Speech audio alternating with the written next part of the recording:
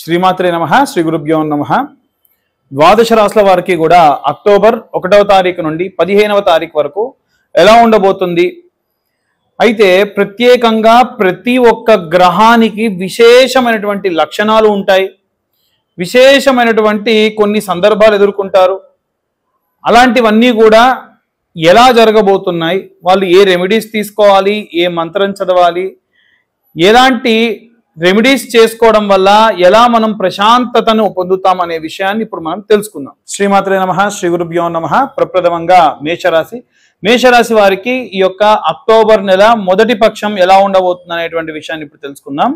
మనకు సాధారణంగా మేషరాశి అనగానే గుర్తుకొచ్చేటువంటిది ఏమిటి అంటే మేక, దానిని మేషము అని అంటారు। అయితే ఈ రాశి వారిని అందరినీ కూడా భూతత్వ రాశి కింద పరిగణలోకి తీసుకుంటారు।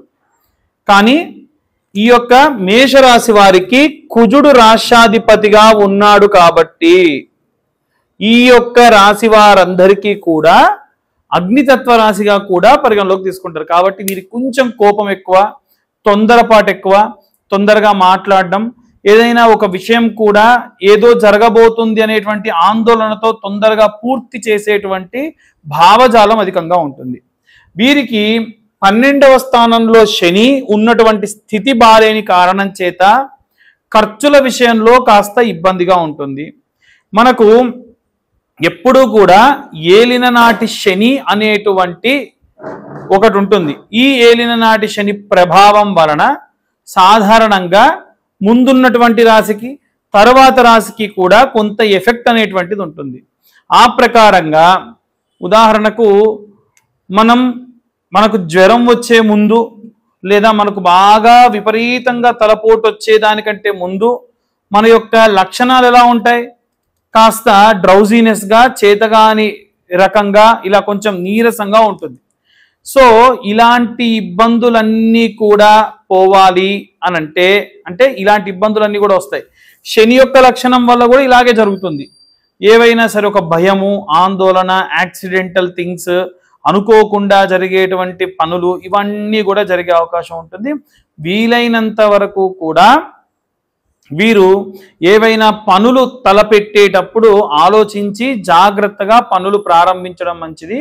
ఖర్చు విషయంలోకి వస్తే 12వ ఇంట శని ఉన్న కారణం చేత పనులన్నిట్లో కూడా ఖర్చు ఏవైనా కాస్త అధికమయ్యేటువంటి అవకాశం ఉంటుంది। దైవికమైన ఖర్చు, వస్తువులకు సంబంధించిన ఖర్చు, వస్త్రములకు సంబంధించిన ఖర్చు, ఇలాంటివి అధికంగా జరిగే అవకాశం కనిపిస్తుంది। ఇక మేషరాశి వారికి తృతీయంలో గురువు, ఇలా తృతీయంలో గనక గురుగ్రహ సంచారం చేయడం వలన గురువు ఉన్నటువంటి స్థానం అంతా బాలేదు కాబట్టి ఏవైనా సరే మీ కమ్యూనికేషన్, మీరు ఏదంటే అవతల వాళ్ళ మంచి గురించి ఆలోచించి ఏదైనా సరే చెబితే వారు చెడుగా అర్థం చేసుకోవడం, ముఖ్యంగా మీ ఇంట్లో ఉన్నటువంటి వాళ్ళు, మీ యొక్క సహోదరుడు లేదా సహోదరి మిమ్మల్ని గురించి కాస్త తప్పుగా అర్థం చేసుకుంటారు। ఉదాహరణకు ఇప్పుడు అవసరమా ఆ వస్తువు కొనడం అనగానే ఇగో తనకు లేదు, నేను కొనుక్కుంటే ఈర్ష్య పడుతున్నారు అని అవతల వాళ్ళు అనుకుంటారు। ఈ రకమైనటువంటి ప్రాపగాండా వల్ల మీరు కాస్త ఇబ్బంది పడే అవకాశం కనిపిస్తుంది। అలాగే ఈ యొక్క 5వ ఇంట శుక్రుడు మరియు కేతుగ్రహ సంచారం, ముఖ్యంగా ఈ యొక్క శుక్రగ్రహం ఏదైతే ఉందో మీ యొక్క బెటర్ హాఫ్ కి రిలేటెడ్ అయినటువంటి గ్రహం। ఈ యొక్క బెటర్ హాఫ్ తో మీరు ఎక్స్పెన్సివ్ పరంగా కానీ, రిలేషన్షిప్ పరంగా కానీ ఒక మూసగా మాట్లాడడం, మీకు ఏదో ఆలోచన ఎక్కడో పెట్టుకొని మాట్లాడడం, ప్రాపర్గా వారిని మీరు కమ్యూనికేట్ చేయలేకపోవడం, వారితో సరిగ్గా ఉండకపోవడం, దానివల్ల వాళ్ళు మీ పట్ల కాస్త అశ్రద్ధాభావంతో ఉండే అవకాశం ఉంది।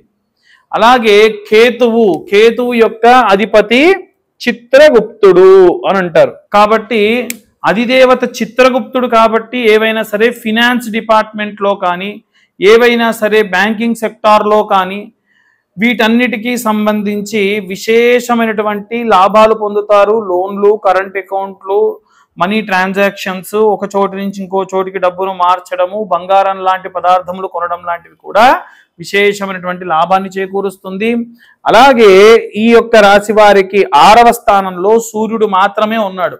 మొన్నటి వరకు కూడా సూర్యుడితో పాటుగా బుధుడు ఉన్న కారణం చేత బుధాదిత్య యోగం అన్నాం. ఇప్పుడు ఏమవుతుంది అంటే బుధుడు మాత్రమే సంచరిస్తూ ఉన్న కారణం చేత విశేషంగా ఎవరైనా సరే గవర్నమెంట్ ఉద్యోగులు, డిసిప్లైన్డ్గా మీ పనులు మీరు చేసుకునేటువంటి వాళ్ళు రోజువారీ మీ పనులన్నీ కూడా పర్ఫెక్ట్గా టైం టు టైం కంప్లీట్ చేస్తారు. ఎటువంటి ఇబ్బందులు ఉండవు.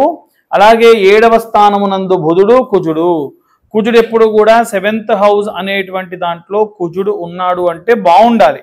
బాలేకుండా ఉంటే అంతే కోపము, అంతే ఆవేశము, అంతే తొందరపాటు మాటలు, భూమిని నమ్ముకొని మీరు చేయాలనుకున్నటువంటి పనులు అవేవి సక్సెస్ అవ్వకపోవడము, ఇల్లు కొనాలనుకున్నా, భూమి కొనాలనుకున్నా, ఇంటి లోన్కు వెళ్ళాలనుకున్నా, ఏవైనా సరే రైతులు కానీ, చేతి వృత్తులు కానీ, కుల వృత్తులు కానీ చేసేటువంటి వాళ్ళకు కూడా అంత క్షేమంగా ఉండదు.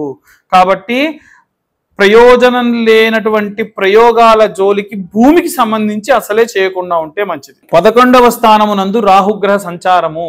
11వ స్థానం అంటేనే మనకు సాధారణంగా ఉన్నటువంటి స్నేహితులు, సొసైటీ, వీటికి సంబంధించి ఇదంతా కూడా చాలా అద్భుతంగా ఉండేటువంటి అవకాశం కనిపిస్తోంది. మీకున్నటువంటి స్నేహితుల్లో కొంతమంది ప్రేరేపించేటువంటి మాటల వల్ల తెలవకుండా, మీకే తెలవకుండా మీరు ఏదైనా తప్పు చేసే అవకాశం ఉంది. అంటే నా స్నేహితుడేగా, నా స్నేహితురాలేగా అని నమ్మి మీరు ఏదైనా సరే ఒక పనికో ఒక చోటికో వెళ్ళడము, అక్కడ అంత అసందర్భంగా ఉండడము, అసలు మీకు సంబంధం లేకుండా ఉండడము, దానివల్ల మీరు కాస్త ఇబ్బంది పడడం జరగచ్చు. 12వ ఇంట శని గురించి మొదట్లోనే చెప్పాము. ఇవన్నీ కూడా గోచార రీత్యా చెప్పే విషయములు మాత్రమే. చాలా మంది కామెంట్లలో తెలిసిన వాళ్ళు అందరూ ఏమడుగుతున్నారంటే, మీకేం పని లేదా, నువ్వెందుకు జాతకానికి ఎన్ని డబ్బులు తీసుకుంటున్నావో చెబుతున్నావు అని అడుగుతూ ఉన్నారు. అవునండి, నేను ఖచ్చితంగా జాతకం చెప్పాలంటే 2025 రూపాయలు ఈ 2025 సంవత్సరంలో ఛార్జ్ చేస్తున్నాను. ఎందుకు? నాకు 3 గంటలు టైం పడుతుంది.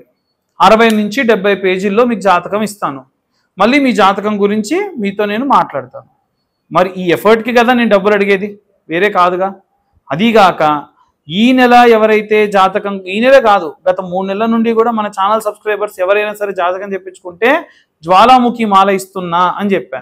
ఈ జ్వాలాముఖి మాలకి ఎంత అవుతుంది? 900 రూపాయలు. నాకు ఖర్చు అయ్యేటువంటిది 900 రూపాయలు. మరి అది మీ దాకా అందిస్తున్నానా లేదా? కొరియర్ ఛార్జీలు మరొక 100 రూపాయలు. కాబట్టి నేను మంచి సత్సంకల్పంతోనే నేను ఈ వీడియోస్ చేయడం జరుగుతుంది, జాతకం గురించి చెప్పడం కూడా జరుగుతుంది. అన్యదా భావించొద్దు. గోచార రీత్యా ఈ విషయాలు చెబుతున్నాను.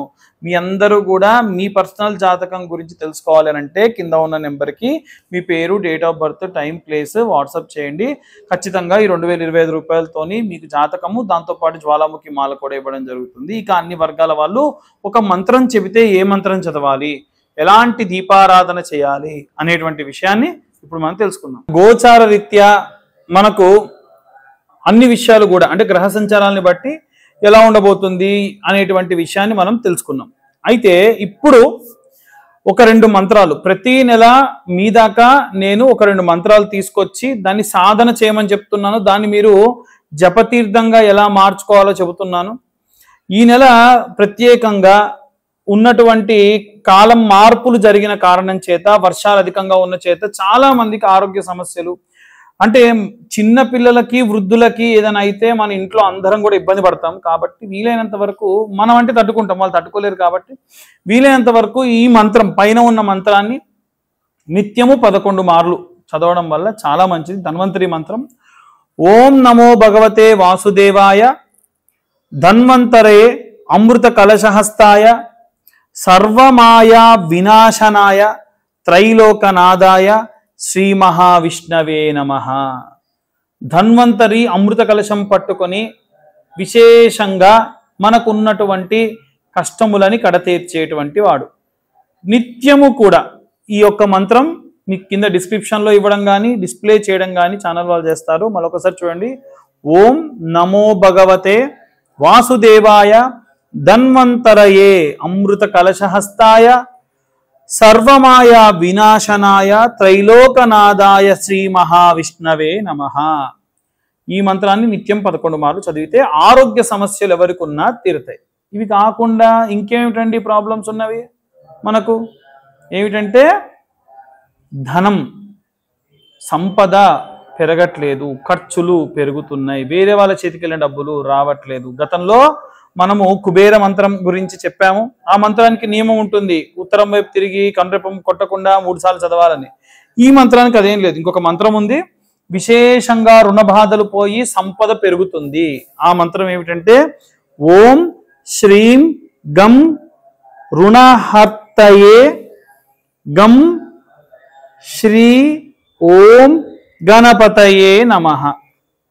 మరొకసారి మీ అందరి కోసం ఓం శ్రీం గం రుణహస్తయే గం శ్రీం ఓం గణపతయే నమః అన్న మంత్రాన్ని నిత్యము కూడా 108 సార్లు చదవండి.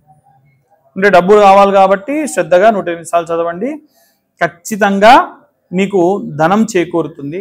ఇంకా చాలామంది కొన్ని సమస్యలకు జాతకం మొత్తానికి డబ్బులు కట్టించాలా మేము అని అడుగుతున్నారు. కొన్ని సమస్యలు ఎలా ఉన్నాయంటే భర్త వేరే ఎవరి మాయలోనో పడి ఇబ్బంది పడుతున్నాడండి, లేదు భర్త ఇంట్లో ఉన్నటువంటి వాళ్ళ ఇంటి వాళ్ళు ఎవరో అతనికి ఏదో మాయ చేశారు, ఇబ్బంది పెడుతున్నారు, అన్ని వాళ్ళ మాటలు విని మిమ్మల్ని నెగ్లెక్ట్ చేస్తున్నాడు, మేము చాలా హ్యాపీగా ఉండేవాళ్ళము, లేదు తన భార్య తన తల్లిదండ్రుల మాట విని ఇంట్లో నుంచి వెళ్ళిపోయిందన్న వాళ్ళు కొంతమంది. వీళ్ళందరి కోసం ప్రత్యేకంగా ఒక మంత్రం ఉంటుంది. ఆ మంత్రము ఏమిటి అనేది కింద ఉన్న నెంబర్కు కాల్ చేయండి. ఒక రకంగా వాళ్ళు మీకు మంచి పద్ధతిలో వశమయ్యేటువంటి మంత్రం, వశీకరణ మంత్రం. ఆ మంత్రానికి కాను ఇంత 2025 రూపాయలు ఛార్జ్ చేయడం ఉండదు, సాధారణమైనటువంటి ఛార్జ్ చేసుకుంటాను. అవి తీసుకొని మీకు ఆ మంత్రాన్ని ఇవ్వడం జరుగుతుంది. ఆ మంత్రం నిత్యము కూడా ఎవరి గురించైతే మీరు తపిస్తూ ఉన్నారో, ఎవరి గురించైతే మనస్ఫూర్తిగా కోరుకుంటూ ఉన్నారో వాళ్ళ కోసం మీరు ఆ మంత్రాన్ని పఠనం చేయండి, ఖచ్చితంగా శుభం కలుగుతుంది. ఇక అన్ని వర్గాల వాళ్ళ గురించి ఇప్పటివరకు మనం చెప్పాం. దయచేసి అందరూ ఈ వీడియోస్ చూస్తున్నారు కానీ సబ్స్క్రైబ్ చేసుకోవట్లేదు. మీరు సబ్స్క్రైబ్ చేసుకుంటే మాకు కాస్త మీరు ఎంకరేజ్ చేసినట్టుగా ఉంటుంది.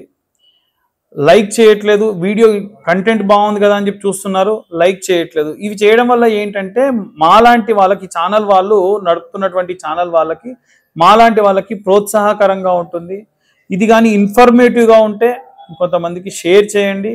ప్రత్యేకమైన ఇబ్బందులతో ఇందాక నేను చెప్పినట్టుగా ఎవరైనా భర్త భార్య వాళ్ళ మాట వినకుండా అనవసరంగా మధ్యలో ఉన్నటువంటి వాళ్ళ వల్ల వేరే వాళ్ళ వైపు వెళ్ళిపోతున్నారు, వాళ్ళు మళ్ళీ తిరిగి మీ దాకా రావాలి అంటే ప్రత్యేకమైన మంత్రం ఉంటుంది. ఆ మంత్రం చెప్తాను, దాని గురించి కాల్ చేయొచ్చు. సర్వే జనా సుఖినో భవంతు. స్వస్తి.